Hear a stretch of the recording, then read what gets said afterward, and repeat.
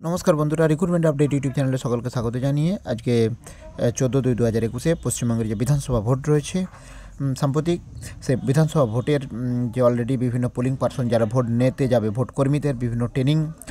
First training शुरू हयतो notification बा चिठी चले एसेছে एखोनो पर्यन्त फार्स्ट ट्रेनिंग शुरू हयनि। तो तार आगे आमी किछु भोटर किभाबे भोट सम्पन्न करते हैं तार जोन्नो पोलिंग पार्सनदेर जे भिडियो निये आसछि एर आगे आमी 4टे भिडियो आपनादेर साथे शेयर करछि। देखते चाइले अवश्यई आमार चैनलटा सबस्क्राइब करे नेबेन एबं पाशेर बेल आइकनटिते राखबेन रेगुलारलि विभिन्न अपडेट पाওয়ার জন্য। तो आज के जे ट्रेनिंग पार्सोनेल हिसेबे ट्रेनिंग हिसेबे जे 5 नम्बर भिडियोटा निये एलाम सेटा हच्छे कि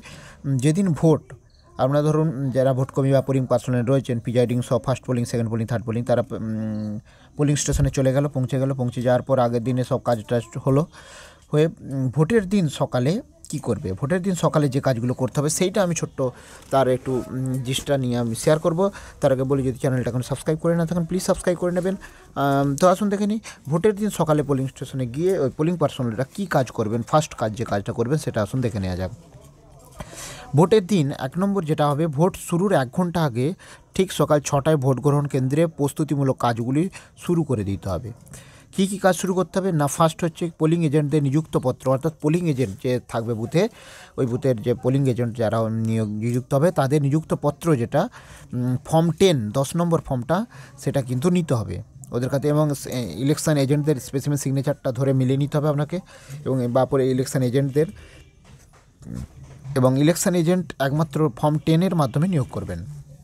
তাদের কাছে ফর্ম 10 নেবেন 10 নম্বর ফর্মটা নেবেন নিয়ে তাদের কিন্তু এই পোলিং এজেন্ট হিসেবে তাদেরকে আপনি পাস দেবেন। তো পোলিং এজেন্টদের যে ইলেকশন এজেন্ট হিসেবে পোলিং এজেন্ট যারা থাকবে সে তাদের কিন্তু আপনি পাস দিয়ে দেবেন এবং একটা পার্টির একটি পাস দেবেন একজন মানে বাইরে একজন নিয়ে থাকবেন সে বাইরে গেলে আবার একজন নিতে পারবেন একজনকে একটাই পাস দেবেন মানে একটা পার্টির একটা পাস দেবেন দুটো পার্টি হলে দুটো পাস দেবেন দুটো আলাদা আলাদা।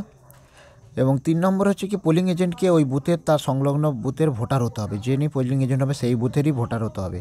3 নম্বর হচ্ছে 4 নম্বর প্রত্যেক এজেন্টদের 2জন রিলিভার থাকবে একটা পাস 2জন রিলিভার দেবেন ঠিক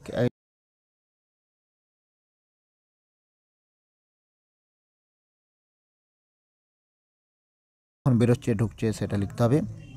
পোলিং এজেন্টরা যে ভোটার তালিকায় মার্কিং করবেন সেটা তারা বুথের বাইরে নিয়ে যেতে পারবেন না যে পোলিং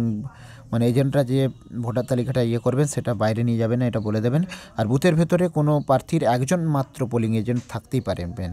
মানে যে কোনো একটি পার্টির একজনই পোলিং এজেন্ট থাকবে দুজন একসঙ্গে থাকতে পারবে না। পোলিং এজেন্টের কোনো ব্যাজ থাকলে তা শুধু প্রার্থীর নামই থাকবে কোনো পতাকা চিহ্ন থাকলে হবে না প্রার্থীর নাম থাকতে হবে এবং থাকবে এবং দুপুর 3টের পরে পোলিং এজেন্ট বদলানো যাবে না 3টের পর আর পোলিং এজেন্ট বদলানো যাবে না। তিনি বুথের বাইরে কোনো ভোটারের সিরিয়াল নম্বর লেখা স্লিপ পাঠাতে পারবেন না তিনি বুথের বাইরে কোনো যিনি ভোট দিয়েছেন তার সম্পর্কে কোনো কিছু লিখে পাঠাতে পারবেন না এবং তিনি নিজে কাছে থাকা ভোটার তালিকা যেমন মার্কিং করছেন যেটা বুথের বাইরে পাঠাতে পারবেন না এবং কোনো মন্ত্রী সাংসদ বিধায়ক যা নিরাপত্তা রক্ষী আছেন তিনি পোলিং এজেন্ট হতে পারবেন না তিনি নিজে নিরাপত্তা পরিত্যাগ করে হতে চাইলেও সেটা অনুমতি দেওয়া যাবে না। তাহলে ভোটের দিনের আরও কিছু আপনাকে উদ্যোগ নিতে হবে যেমন মক পোল করতে হবে তাহলে আগে পোলিং এজেন্টটা নিয়ে নিতে হবে তারপর মক পোল শুরু করতে হবে মক পোল শুরু করার পর মেশিনটা আপনাকে সিল করতে হবে সিল করার পর তারপর ভোটের পর্ব শুরু করতে হবে। মোটামুটি এই কাজটা আরও কিছু কাজ রয়েছে সেগুলো আমি আবার পরে ভিডিওতে নিয়ে আসবো। মোটামুটি তো পোলিং এজেন্টদের আপনারা অবশ্যই কীভাবে নিয়োগ করবেন এবং কাদের নিয়োগ করা যাবে না কটা মুভমেন্ট সিট কী কাজ করতে হবে সেটা আমি শেয়ার করলাম। তো যাই হোক এই ছোট্ট ভিডিওটা আপনাদের সাথে শেয়ার করলাম ভিডিও ভালো লাগলে লাইক দেবেন কমেন্ট দেবেন আর যদি চ্যানেলটা এখনো সাবস্ক্রাইব করে না থাকেন প্লিজ সাবস্ক্রাইব করবেন। ধন্যবাদ ফিরে আসছি পরের ভিডিও নিয়ে।